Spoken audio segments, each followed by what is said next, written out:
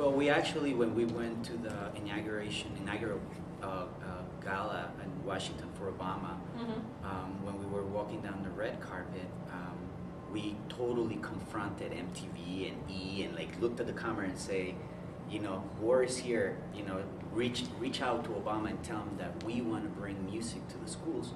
Because the problem right now with music is that there's no music in school, so people are not educated. Like when these guys grew up, they had jazz, blues, R&B, and that's why they're such great musicians. Gospel. You know, gospel. Now they only listen. They have a machine. We had it. Yeah, they grab a little drum beat, a little bass. It's like putting the pieces of the puzzle together. You know, although like we cannot forget, you know, that hip hop is one of the most important music genres right now. Is the new jazz. Because back in the day, like I said, these guys were schooled in music and had horns and had trumpets because they had jazz band in school. Now they don't have, the kids don't have none of that. The only thing they have is their voice. And that's what they're using to communicate. Like John Coltrane did it with a horn.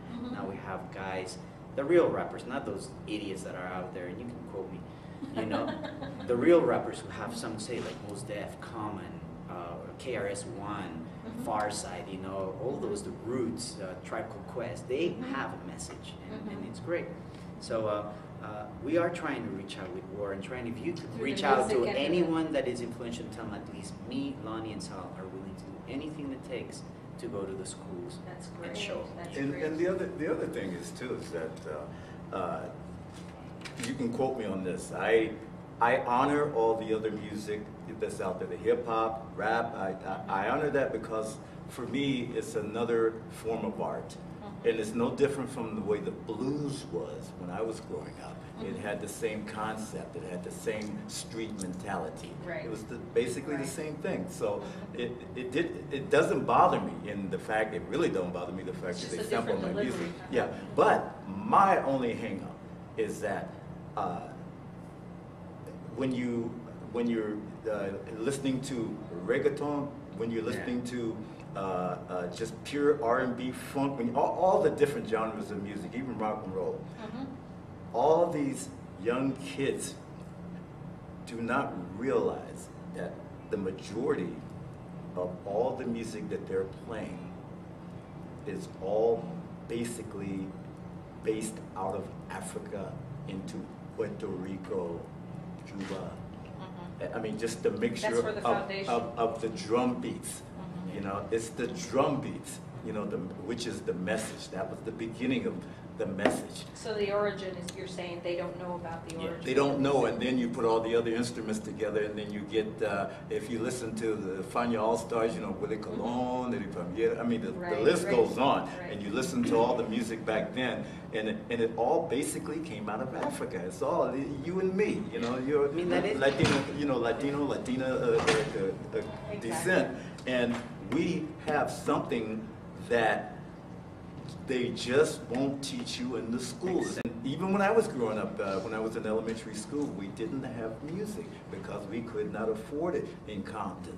You know, but they were getting it at Universal. Well, at least they got it somewhere, like in Texas, jazz, the UCLA, some of the older ones, you know, they were exposed to music, and Berkeley and some of these places, but we didn't get it. So I had to actually learn jazz and music, period, from my ears, and the fact that I wanted it bad. That's so it could have even, your talent could have even been more cultivated had that been present. But it is now. But it's tremendous. Can you imagine where it would have taken us? Yeah, I mean, because of, like Lonnie's got a point, and that's the problem with music, that these artists nowadays, they're very ambitious, but without the knowledge. So that is a dead-end street, because they're only seeing the ambition of it, the cars, the girls, the stuff. The fame. The fame. Look at this mess that is going on with Rihanna and all that. It's like, it's not educated people. It's just like, oh, this is my fame, I'm immortal. But that's like a dead-end street right there, you know, like, if you're ambitious. They're not really into the music. If you have an ambition in music and have the knowledge to go with it, then you become like this. you know. A legend. Exactly, a legend, person that can say, yeah, I hang out with Jimi Hendrix and Bob Marley and all that.